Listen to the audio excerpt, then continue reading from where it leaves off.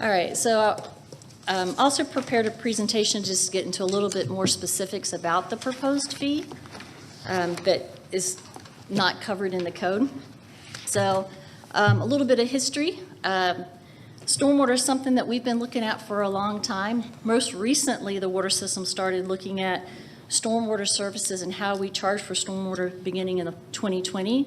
But the water system first started looking at this issue back in about 2005, 2006. So we've looked at this off and on for many years on how to address this issue. Let's see, in December 2021, there was an agenda item where the board supported the development of a proposal for enhancing stormwater management program and developing a proposal to establish a separate stormwater utility fee to fund the program.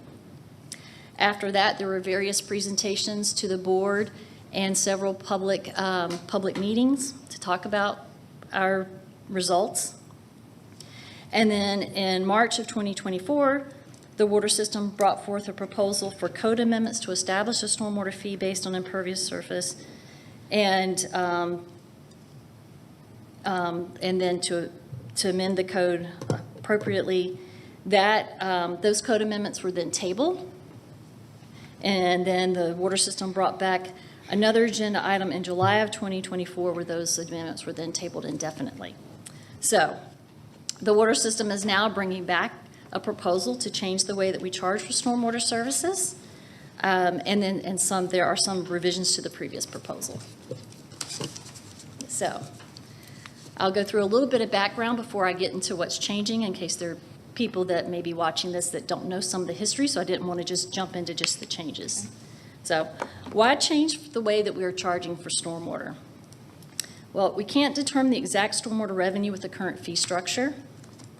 What we do estimate, the revenues are less than what our budget is, and ARPA funds are making up that difference, but ARPA funds will be ending in 2026. Water use is not the best measure of a property's impact on the stormwater system. There are approximately 7,000 properties in unincorporated Cobb that are not paying for the stormwater services that they receive because they are not water system customers. There's pressure from the public to enhance services. The water system needs additional funding to catch up and keep up with repairs and to transition from reactive to proactive maintenance. And the county is going to need additional regional detention facilities in the future to address stormwater issues. So currently the way that we charge for stormwater is through water and sewer rates. So we have two different rates. We have rates for our customers that are in cities where we do not provide stormwater services.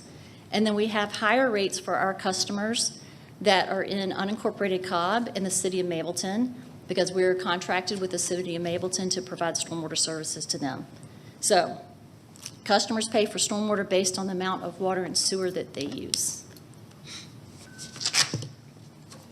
Just a quick shout out to our rates.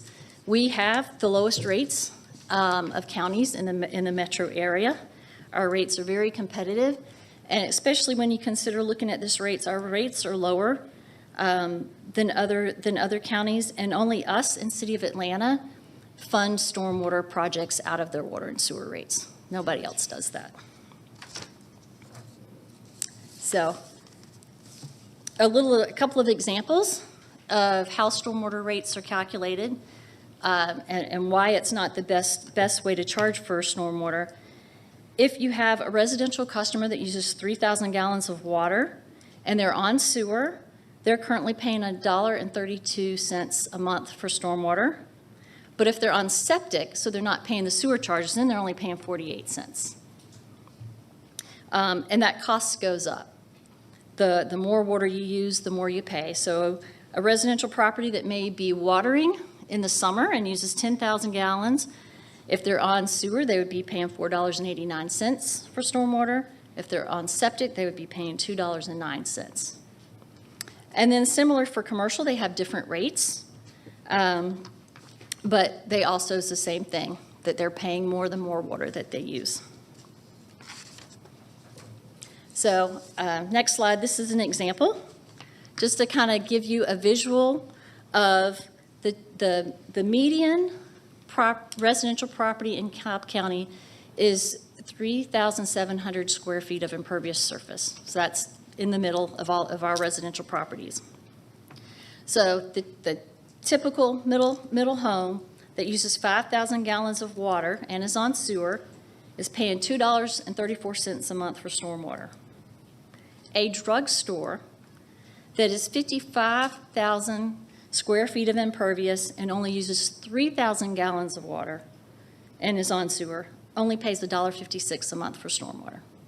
So almost 15 times the amount of impervious, but is paying less for stormwater services by the way that we are currently charging.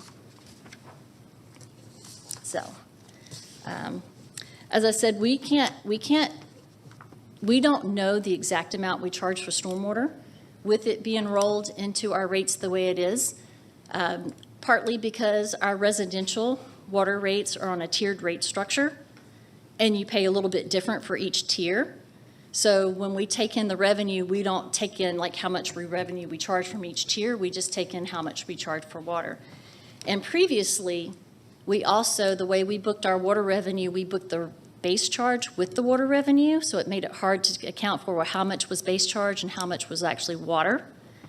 We have it this year, we actually separated that out, so that helps us estimate a little bit better what we're bringing in for stormwater.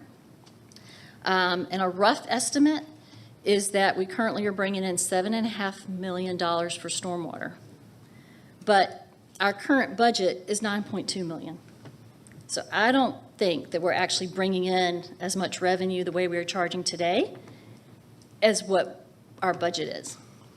So if we were to continue to charge for stormwater the way we are, we really should increase our rates to cover our budget.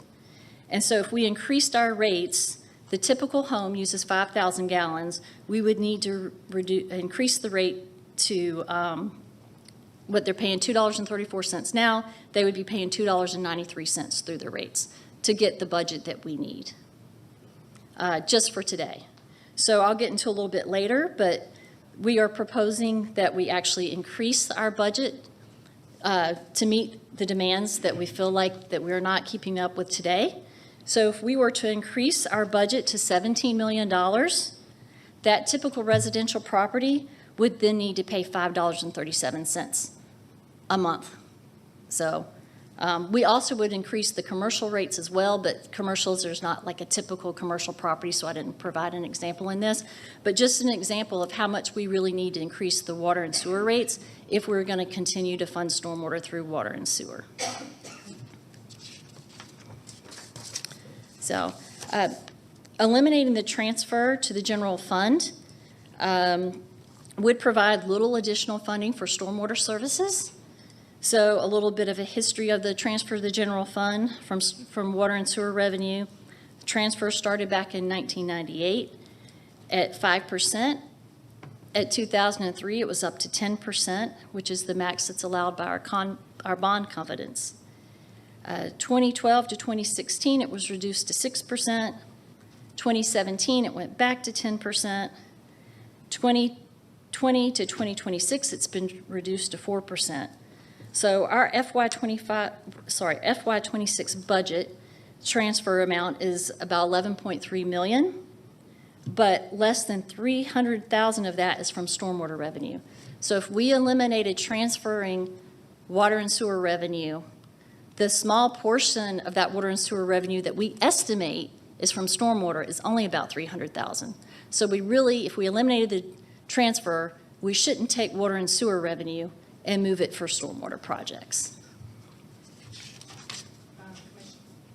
Commissioner Broll has a comment or question. So Judy, that's based on what we charge now for stormwater, Through the water and sewer. the customers that we can charge. Yes.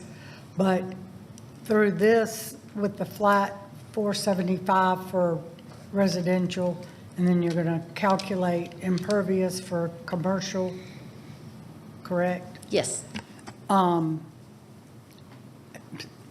In the previous slides, I think you said something about an enterprise fund just for stormwater, so it will be separate or no? Yes. So if I'll get into that in future slides, but yes, if we collect a separate fee for stormwater, would be a separate line item on the bill, and we would then be able to count that revenue separately to ensure that it's only used for stormwater. Right. But when we transfer to the general fund, it's a percentage, like it's at 4% now, of the total revenue generated in water, correct? So Now. currently, it's a percentage of the water and sewer revenue. So it would be up to the board in the next budget cycle to decide what revenue you want to calculate the percentage on. If you wanted to keep just doing it for water and sewer and not include the stormwater, you could do that. But right now, it's the total revenue you collect, because you don't separate it out. You're getting these figures from what you charge for stormwater, but it all goes into the whole water system fund, correct? Correct, because it's So water and sewer you're fees. basing this 300,000 on what you're charging for stormwater, but the transfer is the total revenue, including water, sewer, stormwater, everything, the total revenue, because it's not separated out. Right. It's charged separately, but it's all coming into the water fund collectively. It's not currently charged separately. That's why it's part of the water and sewer transfer, because it's not charged separately.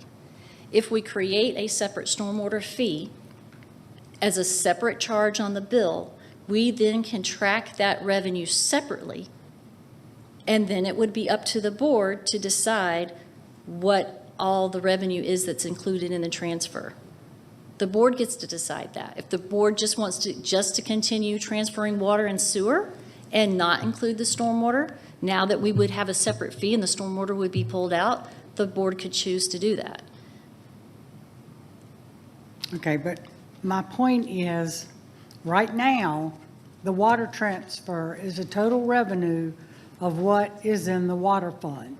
The total 11 million times 4%, whatever your total revenue is. Yes, And 4% of that total revenue, which includes everything right now, is transferred out to the general fund. yes, ma'am.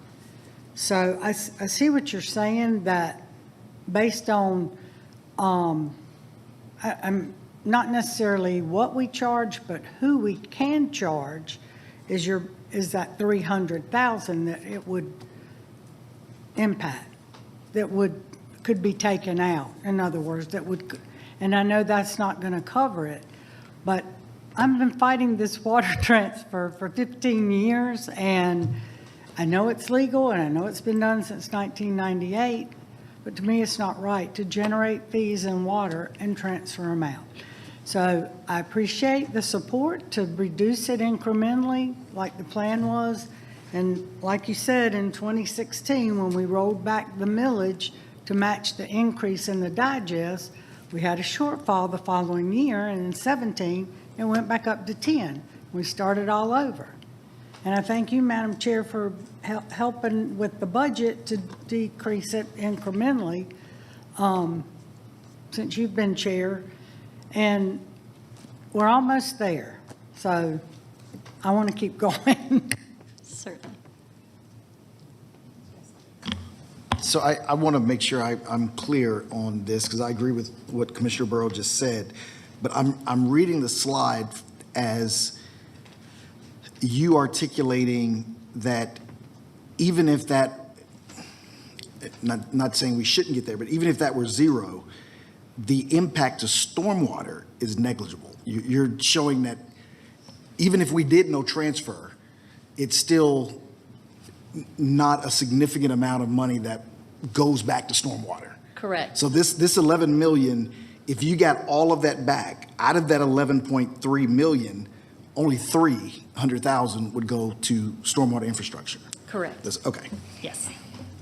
And we're still having water increases with the transfer still in place too. Right, but It's not just stormwater.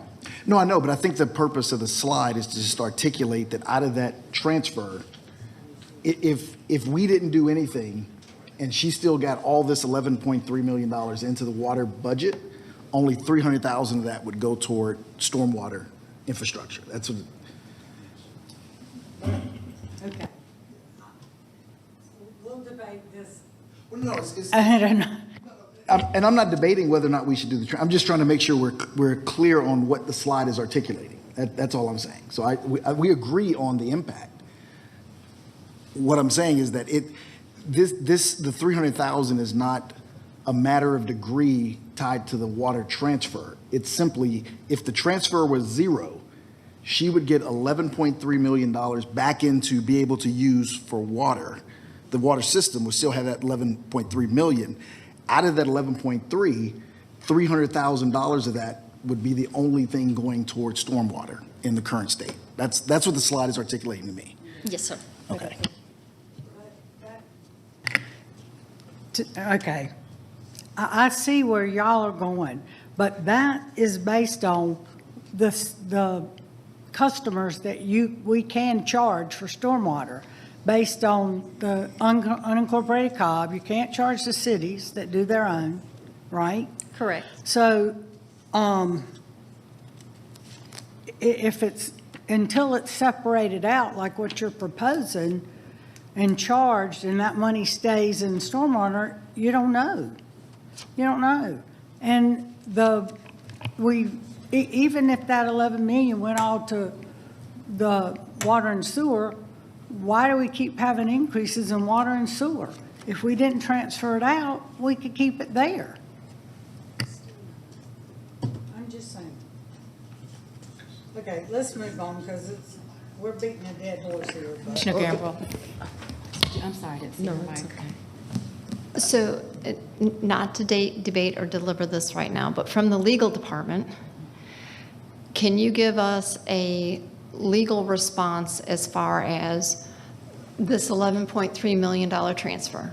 If the Board of Commissioners has the authority to essentially direct how money is spent, why can't, as a board, we take that 11.3 that's supposed to be transferred into us, and then why can't we dedicate it to stormwater?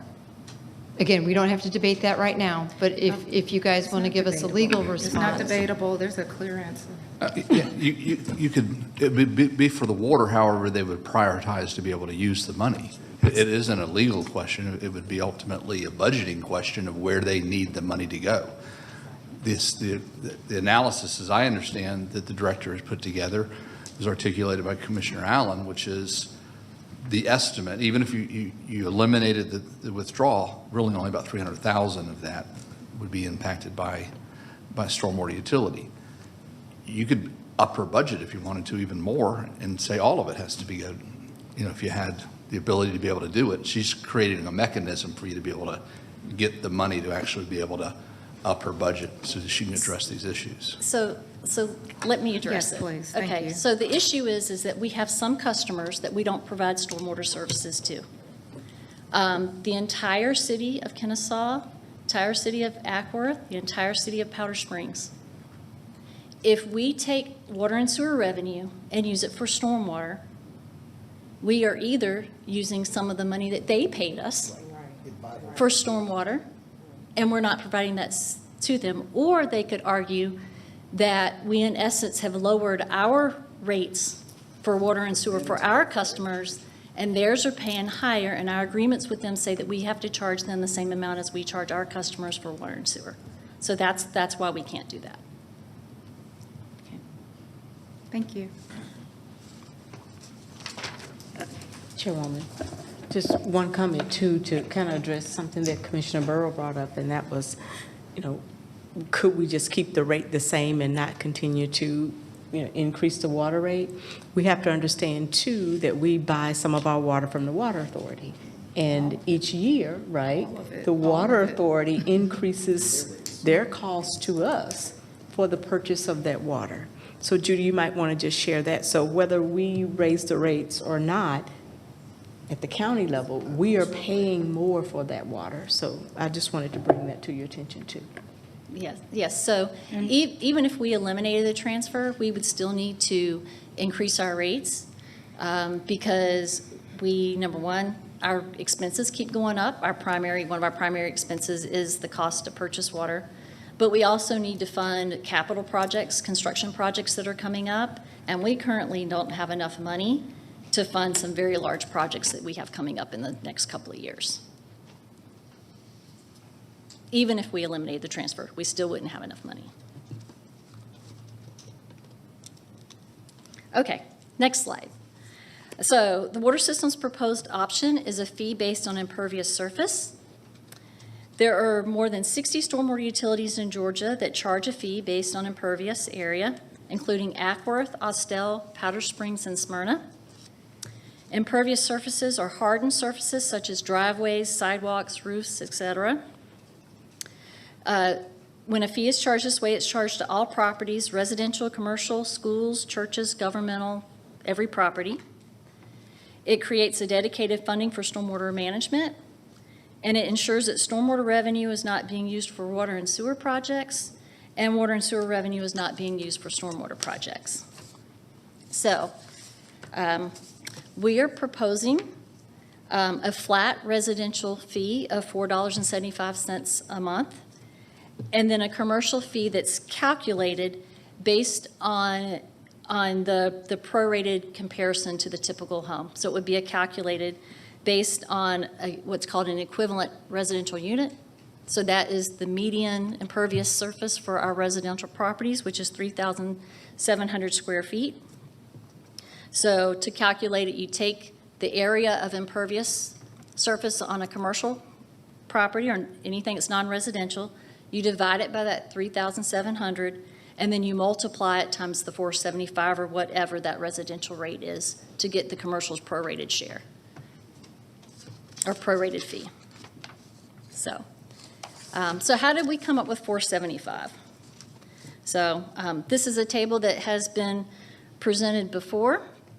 So just to meet our current FY26 operating budget and our capital improvement program just for stormwater, the standard fee of per ERU, equivalent residential unit, would need to be $2.57. We are proposing to add some positions in equipment.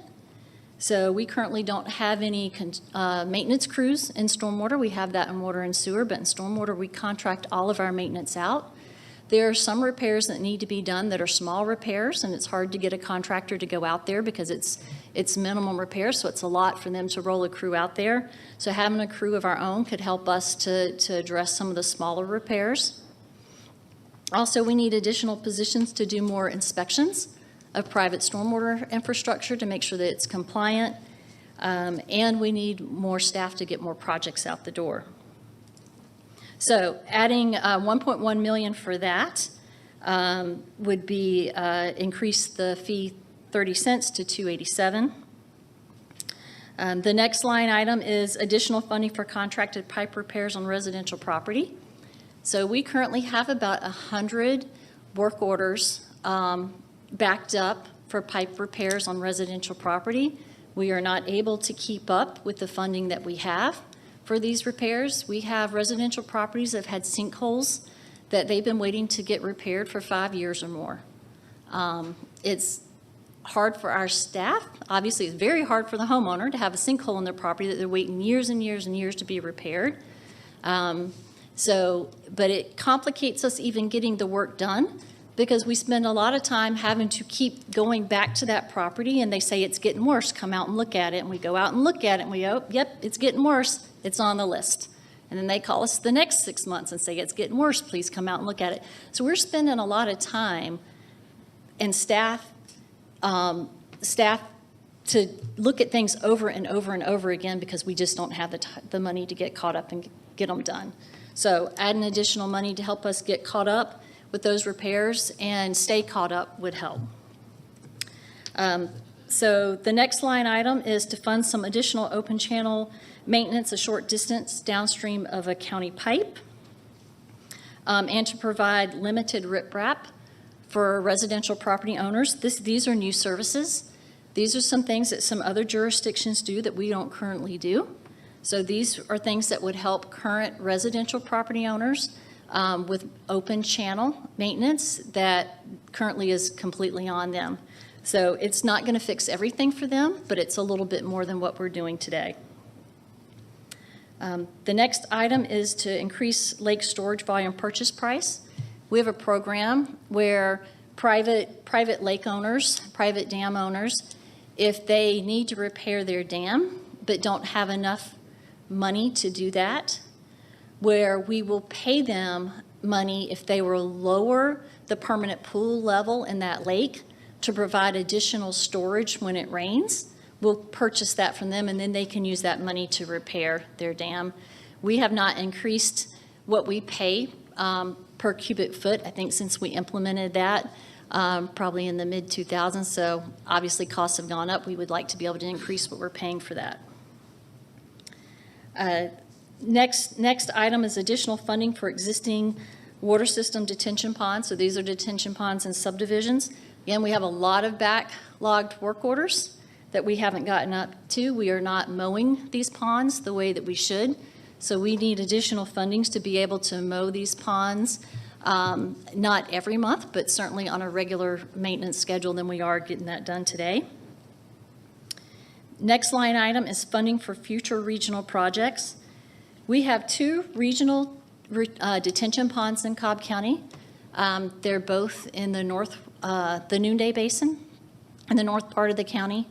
And those are very expensive projects, but we haven't done any since we did those, which were many years ago. We know that stormwater is a continuing issue, and we really need to be looking at areas where we can do additional regional projects, but we need money to start saving money for that so we can start looking for opportunities and at some point in the future fund some additional projects.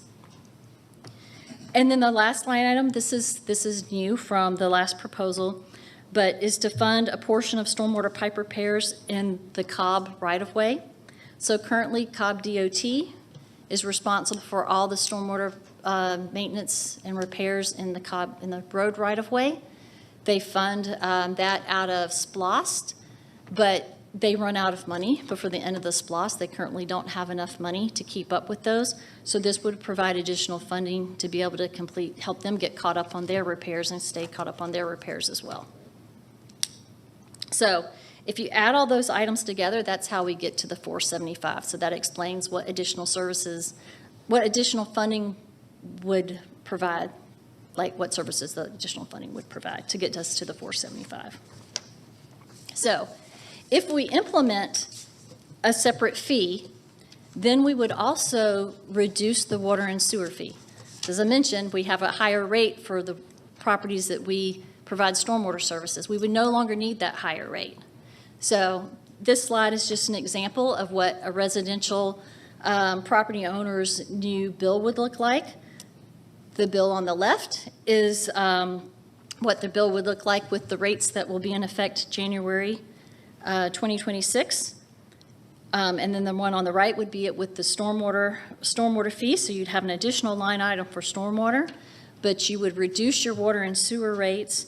So while the stormwater fee is $475, for a customer that uses 5,000 gallons of water, the bill increase is only $2.41. So there's some offset from what they're already paying. So the next slide is just to show that, so for a customer that uses 3,000 gallons of water and is on sewer a month, they're paying less, they're paying $132. So with the implementation of a fee, their monthly bill would go up $3.43. And a house that uses 10,000 gallons of water a month, like when they're watering, they're actually paying $4.89. So they would actually save money on the months that they're watering because they're paying more now than what the $475 is. So just to go back to the visual example that I showed before, for the typical home, the increase is going to be $2.41. But for the example of the drugstore, their increase is going to be $69.14 because they're not paying their proportionate impact now. So their commercial properties, their rates are going to increase quite a bit. And then go to the next slide. I provided a couple other examples. A fast food restaurant, which does use a good bit of water for the size of the property. And this example is smaller than the drugstore, but uses more water. Their monthly increase would only be like $24.73. Again, this is an example. It's not going to apply to every restaurant because all restaurants are different. And then just a couple of other examples. An example of a medium-sized church that I pulled. Their increase was go up by about $116 a month. A large church, again, all depends on current water usage, but this example, their monthly increase would be $3.22 a month. And then in this example, a big box store, their increases of a little over $400 a month. So again, these are just examples, and everything will be different depending on how much water the property currently uses. So property owners will have the yes. Excuse me, Commissioner Burrow. Based on their water usage, but also their impervious. So if you have a Yes. large shopping center like the Avenues or the Battery, it's all concrete parking and stores. That's going to be up in the thousands a month. If 55,000 square feet for, what was the example you used before? That had 55,000? This drugstore, yes. This 55,000 Yes. square feet, yes. Okay. So yes, it all depends on how much impervious surface the property has, and then how much water they currently use as to how much of an increase they're going to see.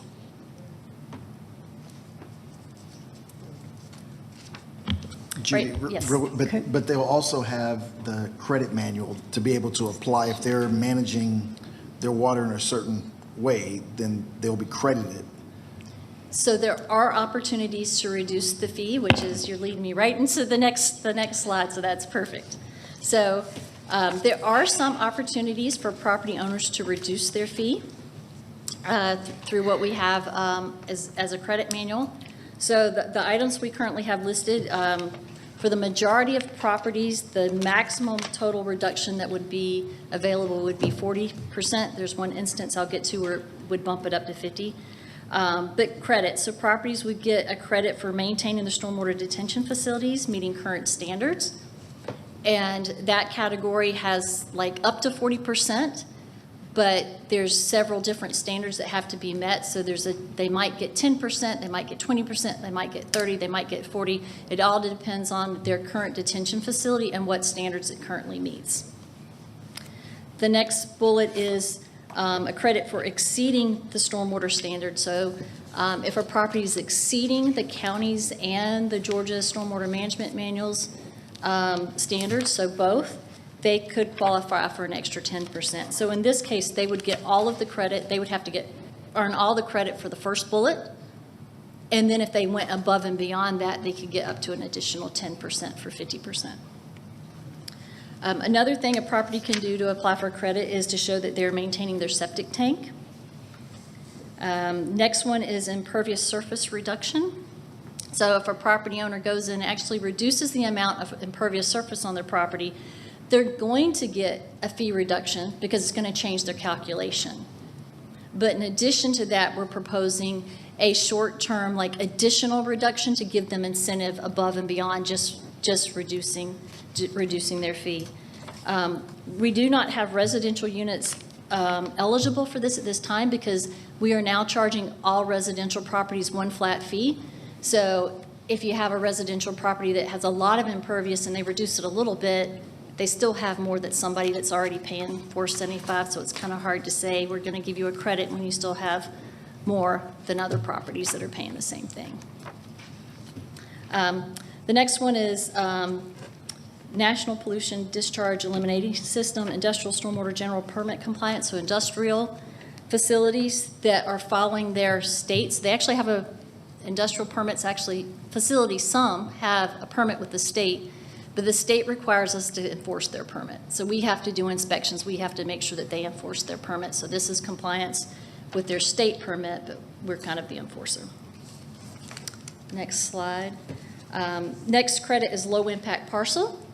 So if a parcel has a small amount of impervious surface on a very large parcel, and it meets the percentage, then they would get a discount for that, because we recognize the more pervious you have surrounding the impervious, the less runoff you have from the property. So that gives some credit for a small amount of impervious on a very large parcel.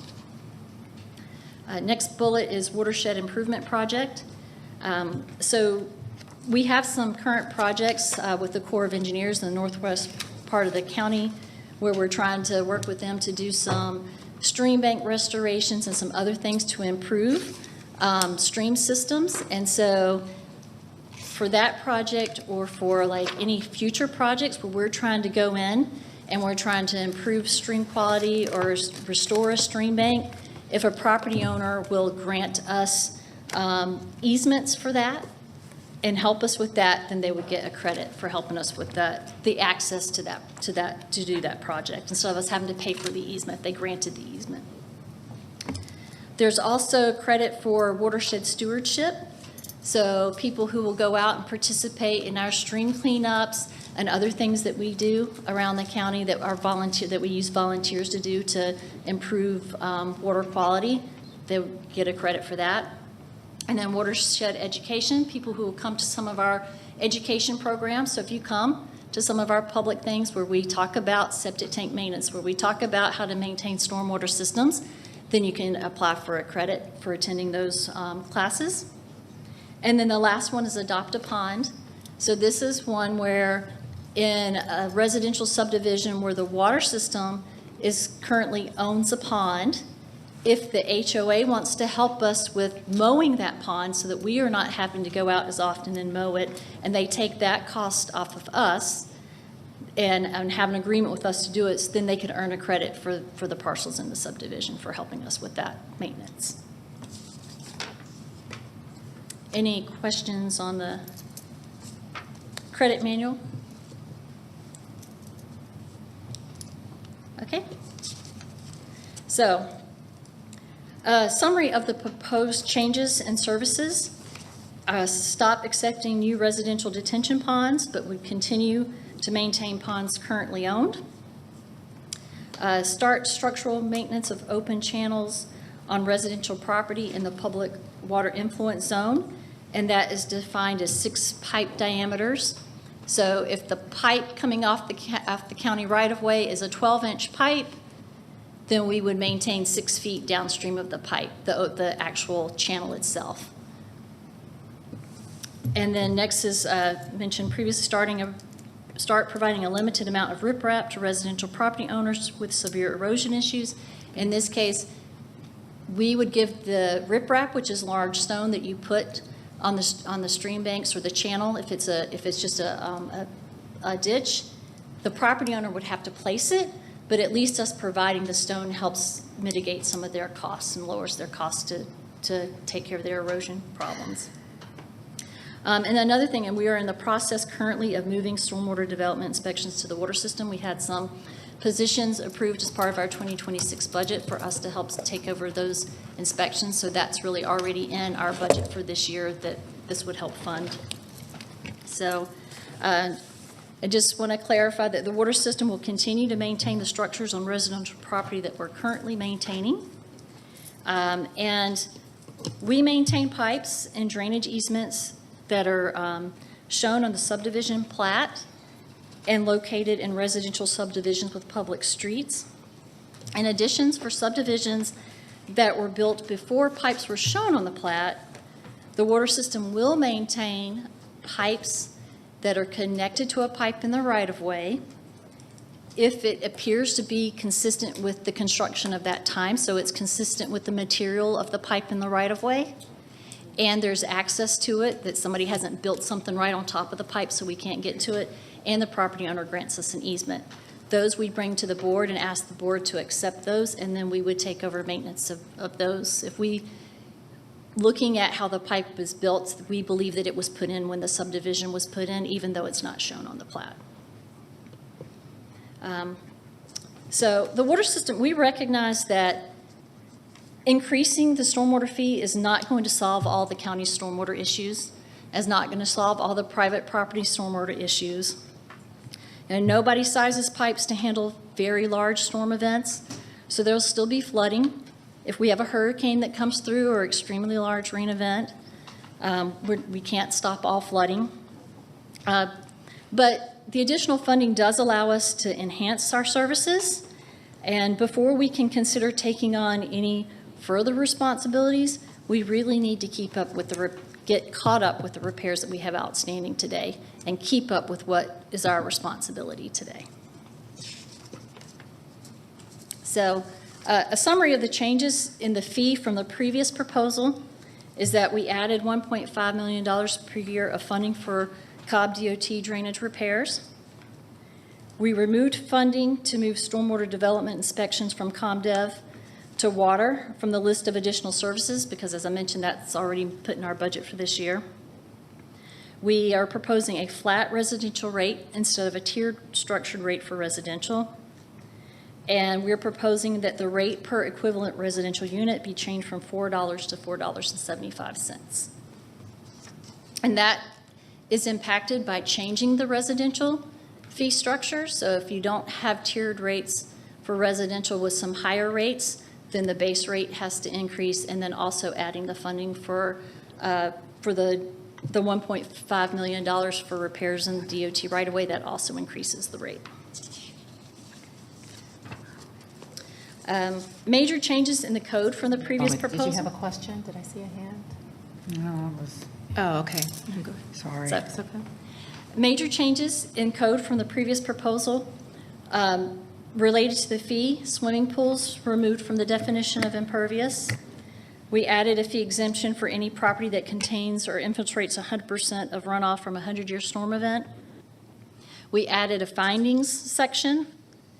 We added that the credit manual was to be approved by the Board of Commissioners.